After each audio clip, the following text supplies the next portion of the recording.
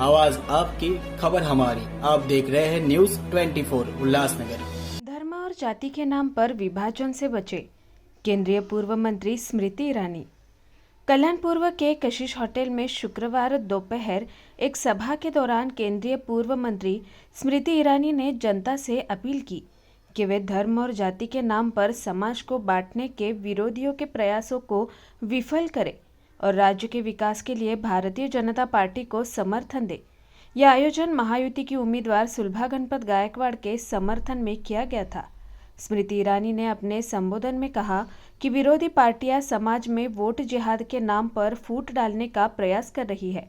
उन्होंने जनता से आग्रह किया कि इन प्रयासों का विरोध करे और भाजपा को वोट दे ताकि राज्य का विकास सुचारू रूप से जारी रह सके।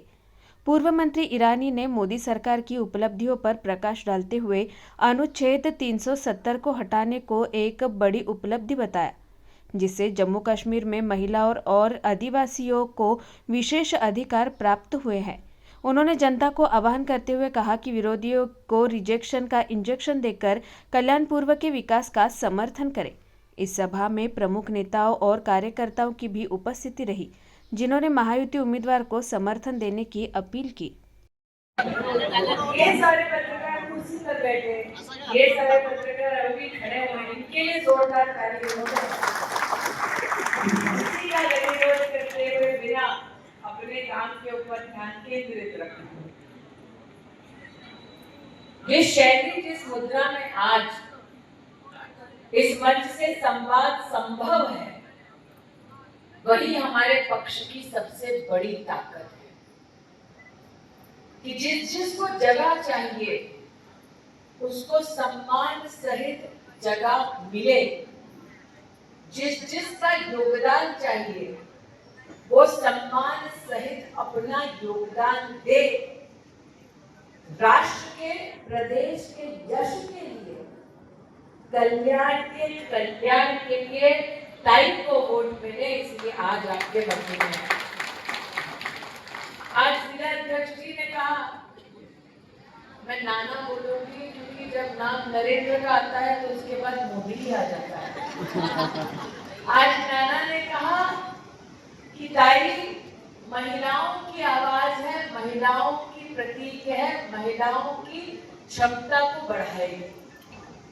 लेकिन भारतीय जनता पार्टी ने लोकतंत्र में ये प्रमाणित किया है कि महिला नेत्री मात्र महिलाओं की नहीं है, वो राष्ट्र का नेतृत्व कर सकती है। और आज भारत में अगर हमारे सैन्य बलों का कोई कमांडर इन चीफ है तो वो महामहिम राष्ट्रपति आदरणीय द्रौपदी मुर्मू जी।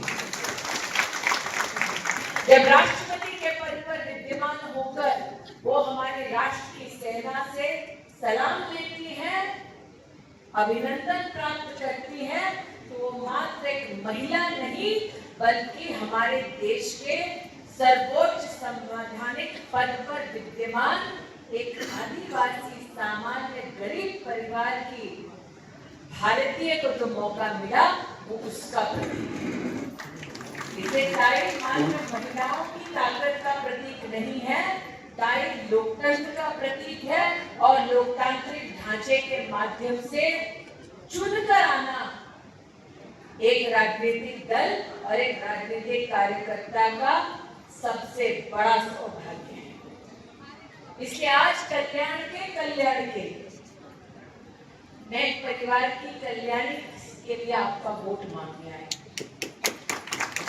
यहाँ जितने लोग उपस्थित हैं वो भारतीय जनता पार्टी का सहयोग, भारतीय जनता पार्टी के नेतृत्व के प्रति आदर का भाव रखते हैं। और ये आदर, ये सम्मान इस बात के लिए है कि हमने जो जो कहा वो हमने जमीन पर कर दिखाया।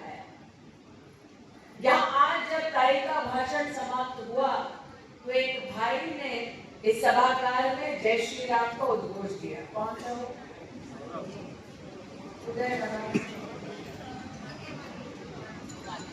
एक वक्त ऐसा हमने राजनीति में देखा कि जब हम कहते थे डंके की चोट पर कि मंदिर वहीं बनाएंगे तो कांग्रेस के लोग हम जैसे कार्यकर्ताओं का मजाक उड़ाते हुए कहते थे तारीख नहीं बताएंगे। तारीख हमने बताई, मंदिर बनाया, वो आए नहीं, ये बात है। आज कल्याण के लिए कहती हूँ, यहाँ कितने लोग हैं जिन्होंने दीपावली मनाई? कितने लोग हैं? तुमने नहीं मनाई, मुख्यतः सबने मनाई, दिया जलाया, लक्ष्मी की आराधना की, गणपति दादा को प्रणाम किया, हल्दी कुमकुम किया ना? आप सोचिए, क्या घर परिवार के लोग हर साल दीपावली का इंतजार करते हैं ना? सोचिए, हमारे भगवान ने 500 साल इंतजार किया, तब अयोध्या में राम के मंदिर में हम दीपावली मनाएंगे। ये पहली बार संभव हुआ क्योंकि आज जैसे कार्यकर्ताओं का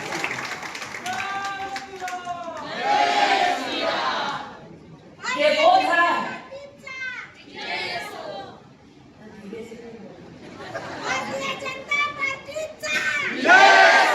भारतीय जनता पार्टीचा। मैं आज बड़े ही गर्व के साथ कल्याण में एक कल्याणी सुलभाताई के प्रचार में यहाँ आई हूँ। हम सब बहनें इस बात का गौरव करती हैं कि नरेंद्र मोदी के नेतृत्व में भारत में इतिहास तब रचा गया जब महिलाओं को 33% का आरक्षण देश की संसद ने आशीर्वाद स्वरूप नरेंद्र मोदी जी की वजह से दिया।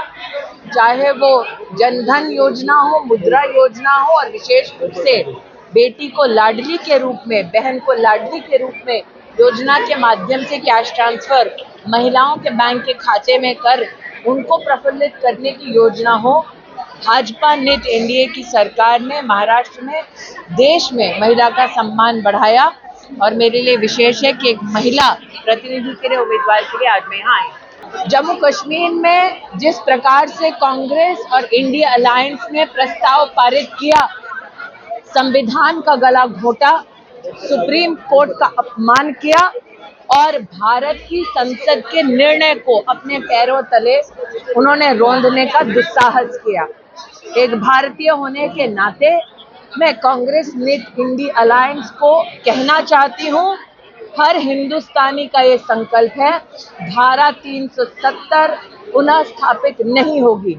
जब धारा 370 जम्मू कश्मीर में लागू थी, आदिवासी, दलित, पिछड़े समाज के आरक्षण और अधिकारों पर संकट छाया हुआ था। जब धारा 370 लागू थी, महिला को उत्पीड़न से संरक्षण, बच्चों को उत्पीड़न से संरक्षण जम्मू कश्मीर में नहीं मिला था। इसीलिए किसी भी हाल में जम्मू कश्मीर में कांग्रेस के मंसूबे पूरे नहीं होंगे। वो पुनः आर्टिकल 370 वहां पर रिइंस्टेट नहीं कर पाएंगे। मुझे समाचार में आज पत्रकारों द्वारा कहा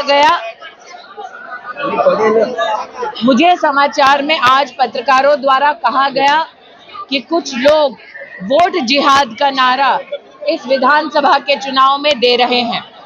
भारत के संविधान के खिलाफ इस प्रकार का तंत्र जो विपक्ष की पार्टियां इस्तेमाल कर रही हैं, वो न सिर्फ गैर संवैधानिक है बल्कि धर्म के आधार पर समाज को बांटने का बहुत ही शर्मनाक प्रयास है।